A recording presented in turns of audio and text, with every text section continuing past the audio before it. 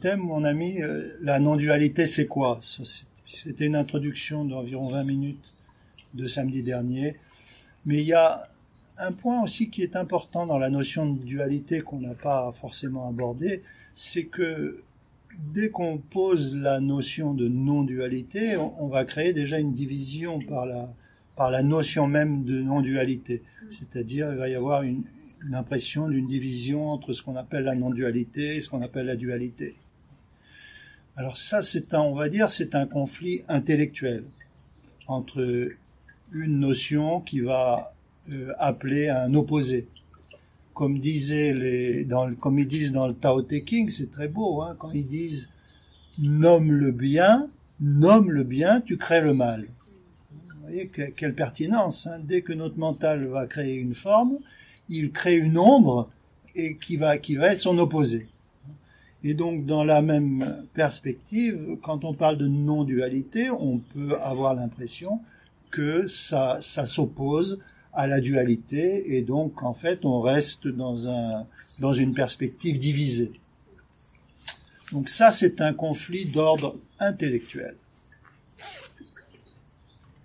Parce que dans l'expérience intérieure, quand, disons, la dimension pleine et silencieuse de notre être prend sa place, prend sa juste place.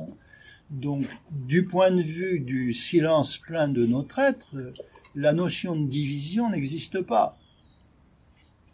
Et donc, c'est là qu'il faut revenir constamment. Bon, les notions, les concepts, les philosophies, c'est très bien comme indicateur, mais on va pas pouvoir faire l'impasse de l'expérience directe d'être, hein, ou de l'expérience directe du silence plein de notre être, hein, et c'est à partir de ce vécu-là, immédiat, hein, sans intermédiaire, sans témoin, que le vécu propre à l'indivise, propre à la non-division, va pouvoir s'installer.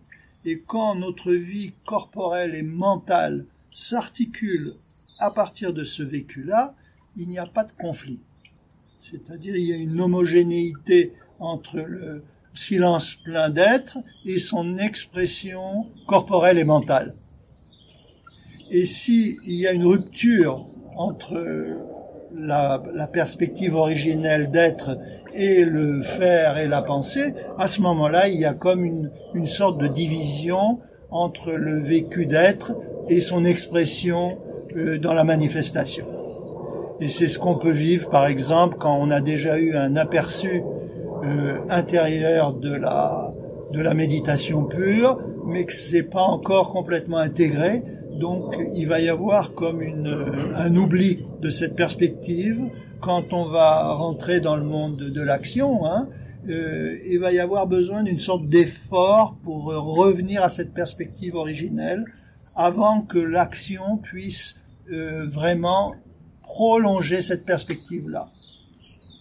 Donc d'abord, on peut pas faire l'impasse de l'expérience directe d'être, c'est le b.a.-ba, c'est comme on peut pas connaître le goût de l'eau si on n'a pas expérimenté l'eau pure, c'est-à-dire sans rien lui ajouter. Hein.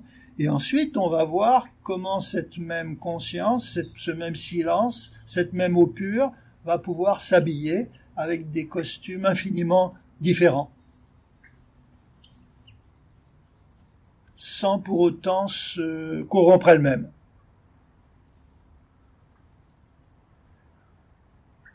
Sans pour autant se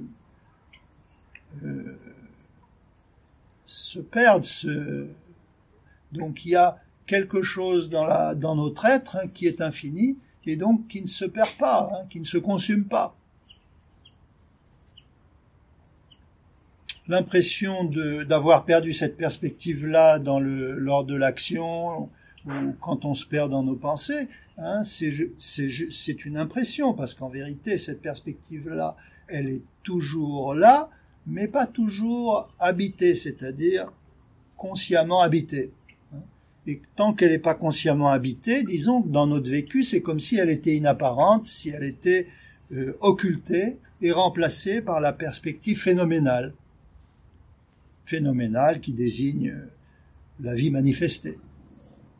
Donc il y a une recherche normale d'homogénéité entre le vécu intime d'être, qui est plein et non divisé, et l'expression phénoménale dans notre vie manifestée, peu importe quelles sont les circonstances de notre vie manifestée, qu'on fasse ceci ou qu'on fasse cela ou qu'on fasse rien du tout. En vérité, dans cette perspective-là, ça n'a absolument aucune importance. C'est toujours la même lumière qui s'exprime, qui rayonne à travers la manifestation exactement telle qu'elle est. Et donc, quand on accepte totalement notre existence manifestée telle qu'elle est, mais totalement, c'est-à-dire où il n'y a plus trace d'un doute ou que les choses devraient être différentes ou quelque chose comme ça, alors il y a cette homogénéité qui se retrouve, hein, une sorte de réconciliation intérieure entre l'expérience directe d'être et son expression manifestée dans les conditionnements propres à la manifestation, quels qu'ils soient. Donc c'est pour ça qu'on part toujours d'une acceptation aussi complète et totale que possible de notre existence telle qu'elle est et de notre condition corporelle telle qu'elle est, avec ses possibilités, ses impossibilités, et aussi de notre structure psychique et mentale telle qu'elle est, avec ses possibilités et ses impossibilités. Donc on part de cette acceptation totale, c'est-à-dire que la conscience embrasse la manifestation dans sa totalité.